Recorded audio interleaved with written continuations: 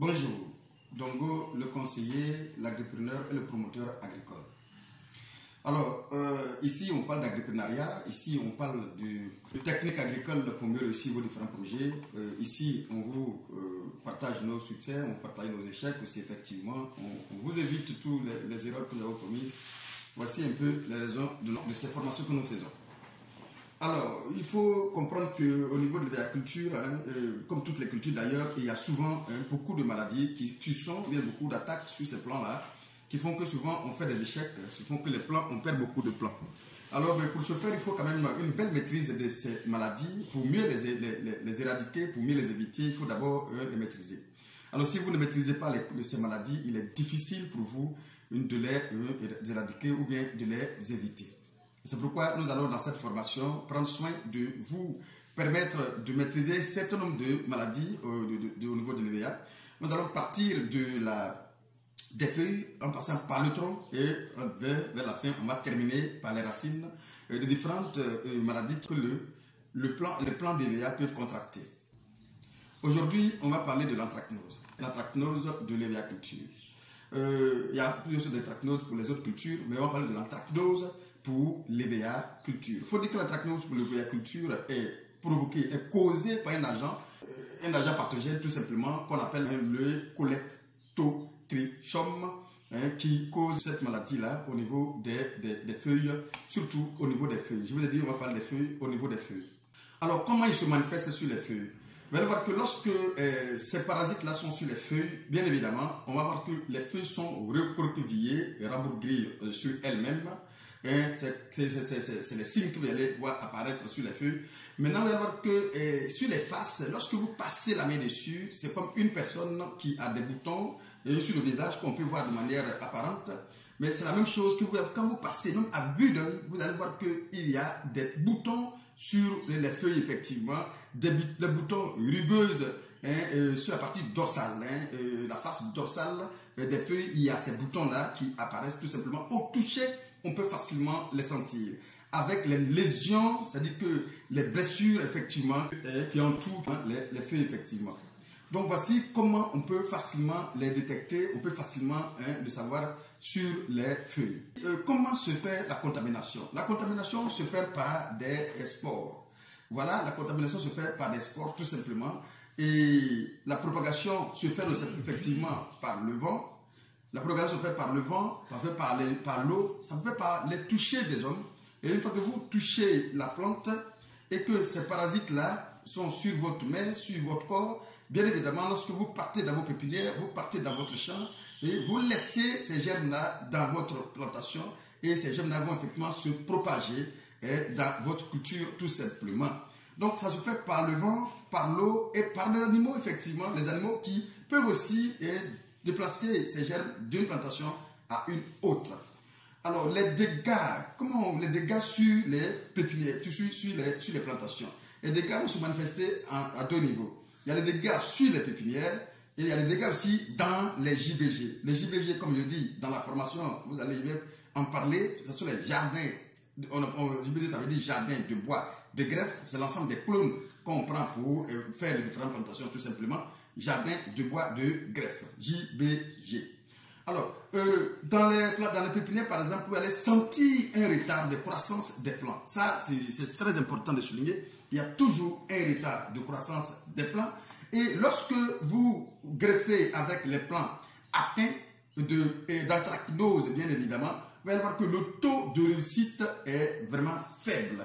Le taux de réussite au niveau du greffage est très faible parce qu'effectivement, la plante étant déjà atteinte d'une maladie, il est difficile d'agir correctement lorsque ça veut se coller, lorsque le greffon veut vraiment se coller. Maintenant, en plantation, comment cela peut se manifester en plantation? Lorsque on a un problème d'anthracnose en plantation, il y a une défoliation qui peut être partielle.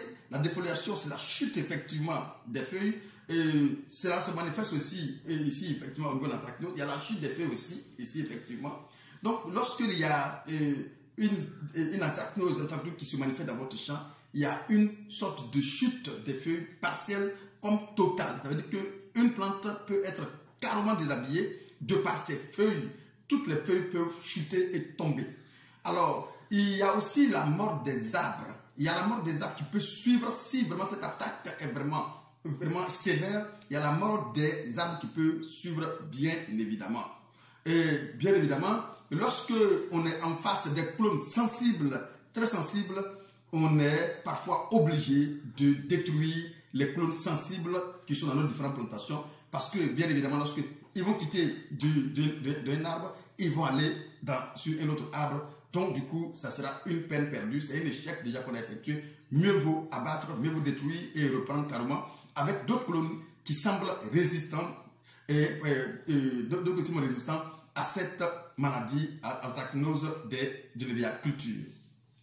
Il y a aussi un retard de croissance qui peut se manifester en cas d'anthracnose. Il y a un retard de croissance au niveau des plants qui peut vraiment se manifester, qu'on peut constater. Et il y a forcément la baisse de production pour les plantations déjà en production.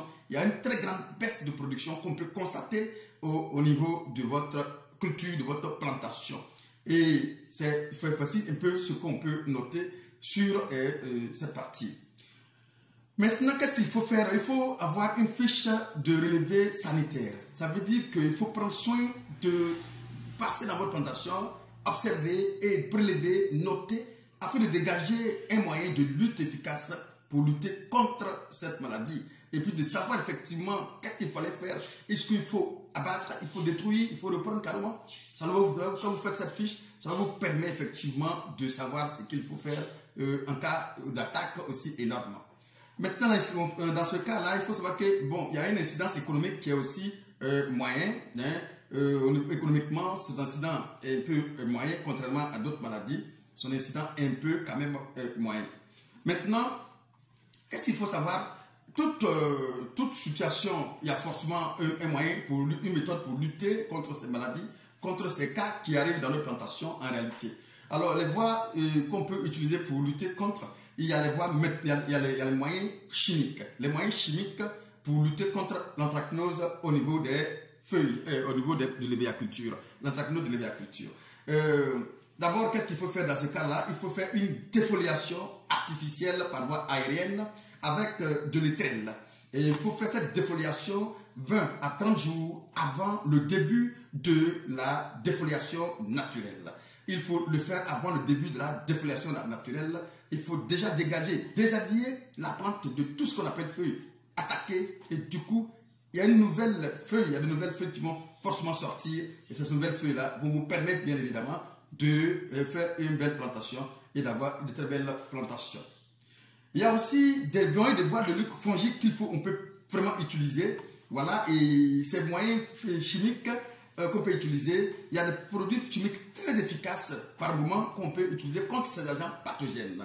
On peut citer entre autres le pyraclostropine, 100 grammes par litre, le phénopropimorphe, 375 grammes par litre, le carbénazime, 500 grammes par kilogramme, carbamazime, 100 grammes par kilogramme, plus le chlorothalonil, 55 grammes par litre.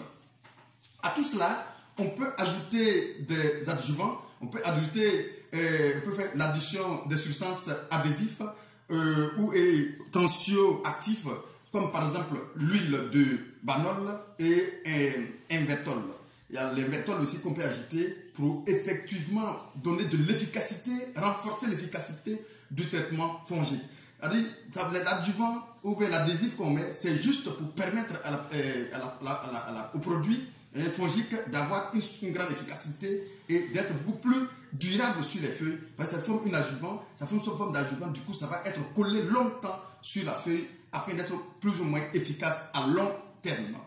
Il y a aussi, il faut forcément alterner le traitement fongique. Il y a des produits fongiques de contact qui vont être en contact avec les spores, et il y a les produits fongiques effectivement systémiques qui vont pénétrer effectivement dans la plante et toucher même l'intérieur, entrer dans les spores. Du coup, ça sera plus efficace lorsque vous alternez les deux techniques, vous obtenez les deux cultures, les deux méthodes de travail, les deux produits de contact et les produits systémiques. Vous dites systémique veut dire tout simplement un produit qui touche la plante et s'ingère même dans les cellules de la plante, s'ingère dans le arrive à pénétrer forcément dans la plante et agir jusqu'aux racines, effectivement. Le produit de contact, par contre, touche la plante et ne fait que toucher de manière superficielle la plante, tout simplement. Donc l'insecte sur la plante peut être atteint, mais il ne entre pas dans la plante jusqu'aux racines. C'est la différence entre le produit de contact et le produit systémique, en fait. Alors, au standard, qu'est-ce qu'on peut observer lorsqu'on finit de faire tout ce travail? On peut avoir l'arrêt carrément des chutes de feuilles, bien évidemment, et les nouvelles feuilles qui vont sortir vont être bien évidemment des feuilles saines. Et par moment, on parvient à arrêter la net l'action de ces produits et pardon, l'action de ces parasites sur nos feuilles. Alors, quel matériel peut-on prendre pour faire ce travail? Pour faire ce travail, on peut utiliser, il y a deux cas. Si nous sommes en pépinière ou en JBG, on peut utiliser tout simplement les pulvérisateurs pour faire ce travail qu'on vient de vous dire. Pulvérisateur à dos. On peut faire le mélange, on peut avoir un seau et un gros fût pour faire le mélange de tous les produits et un doseur pour effectivement mesurer la quantité de produits qu'il nous faut pour effectivement appliquer pour faire notre travail. Alors il y a une préparation de la bouillie qu'il faut aussi maîtriser. Et il faut savoir préparer la bouillie. Et la bouillie fongique, il faut savoir préparer la bouillie des fongicides, il faut savoir préparer. On faut mélanger le produit fongique choisi, il faut mélanger avec l'adhésif, tout simplement. Ajouter aussi à de l'eau et à l'huile dans une proportion recommandée. La proportion qu'on va vous demander, il faut respecter la proportion parce qu'il faut savoir qu'on réussit plus ou moins une culture, un traitement, si on a respecté comment on doit traiter effectivement, on doit utiliser le produit. Et il faut savoir régler l'appareil pour mieux sortir le produit correctement. Il faut aussi appliquer la bouillie à temps peu ensoleillé. Ne pas faire la bouillie, ne pas vraiment appliquer à temps vraiment ensoleillé. Il faut le faire à temps peu ensoleillé, sans pluie et à moindre vent. Et là où il n'y a pas de vent, il faut appliquer ces produits-là. Cela veut dire qu'on peut choisir une période bien définie. Par exemple, la période qu'il faut choisir en ce moment-là, c'est de 6 h du matin à 10 h. Cette période est plus ou moins propice. Si c'est le soir, il faut partir à partir de 16 h, 16 h, 18 h. Cette période est aussi propice effectivement pour faire un bon traitement. La période de traitement qu'il faut aussi savoir, c'est que on doit faire le traitement à un stade de développement des feuilles. Alors, lorsque vous faites vous avez défolié, ou encore lorsqu'il y a une défoliation naturelle qui s'est effectuée, les nouvelles feuilles qui vont sortir par la suite, il faut en ce moment-là, au stade de développement de ces nouvelles feuilles qui sont en train de sortir là, en ce moment, il faut rapidement faire l'application de ces produits, de ce traitement, de ce bouillie là, pour que bien évidemment ça soit très efficace, parce qu'en ce moment, les feuilles sont fraîches et il y a une belle alimentation. Les feuilles arrivent à s'alimenter considérablement parce que ce sont les jeunes feuilles, puissent assimiler facilement les produits que vous allez vraiment apporter. Alors, il y a la fréquence du traitement qu'il faut savoir. Il y a une fréquence aussi qu'il faut maîtriser. Et l'application, il faut faire une application par semaine à partir du premier étage foliaire. Lorsque les étages foliaires, le premier étage foliaire déjà, il faut faire une application chaque semaine pour le cas préventif. À partir du premier étage foliaire, les feuilles, comme vous voyez, il y a une première feuille qui vont sortir, une génération de feuilles, et ainsi de suite. On les appelle les étages foliaires. Donc, du coup, à partir du premier étage foliaire, effectivement, il faut d'ailleurs commencer un traitement préventif qui va se faire chaque une semaine. Il y a une autre application curative qu'on peut effectuer qui se fait par semaine pendant 1 mois. C'est-à-dire qu'il faut faire cette application par semaine et pendant aussi effectivement 1 mois, il faut le faire. C'est très très important si vous voulez vraiment sauver votre culture. En JBG par exemple, il faut une équipe, un homme par jour et par hectare, un homme par jour et par hectare avec un atomiseur ou 2 hommes par jour par hectare avec un pulvérisateur. Voilà, donc je pense que vous allez pouvoir constituer une équipe pour faire ce travail dans votre champ, dans votre culture. Alors, ce qu'il faut savoir aussi, il faut pouvoir faire des travaux d'enregistrement. Enregistrement des travaux que vous allez effectuer.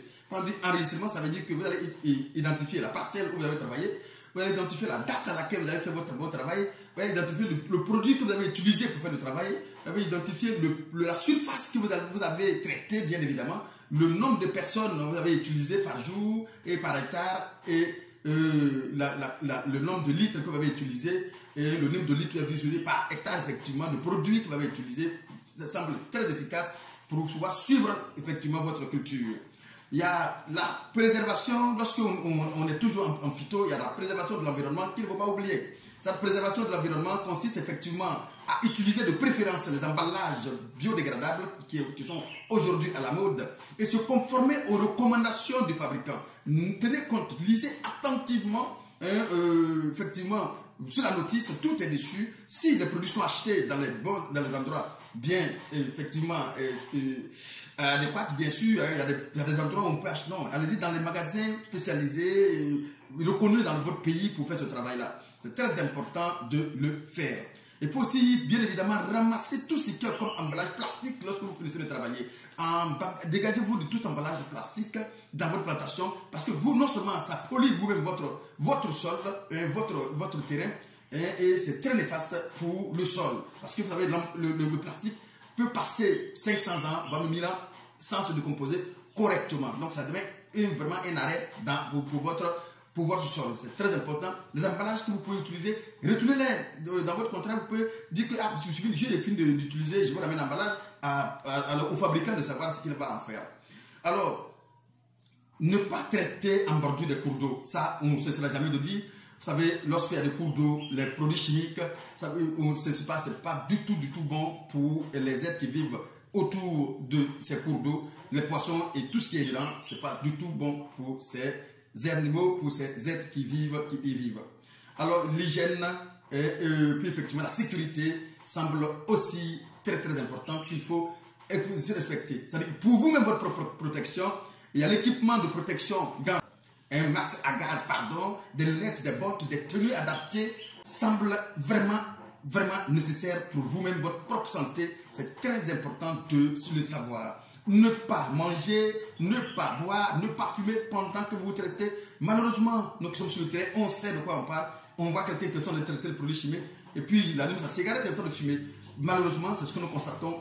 Ne le faites pas, c'est dangereux pour vous-même, votre propre santé, effectivement. Lavez-vous immédiatement. Ce sont des précautions qu'on vous dit de prendre pour votre santé.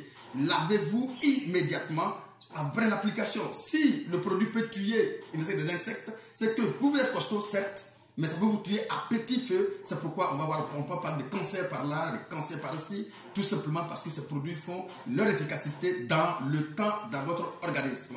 Donc, lavez-vous immédiatement après le traitement et lavez les habits que vous avez utilisés pour effectivement vous faire le traitement. Lavez-les immédiatement et rangez-les de sorte à ce que la prochaine application, le prochain traitement, cela puisse vous servir. Comme je l'ai dit, on va faire ces vidéos étape par étape. On va prendre maladie et agent pathogène par agent pathogène, l'expliquer correctement pour que vous puissiez comprendre clairement leur action et comment tenter de les éliminer, de les éviter dans nos différentes plantations. Merci et à bientôt pour la suite de la formation.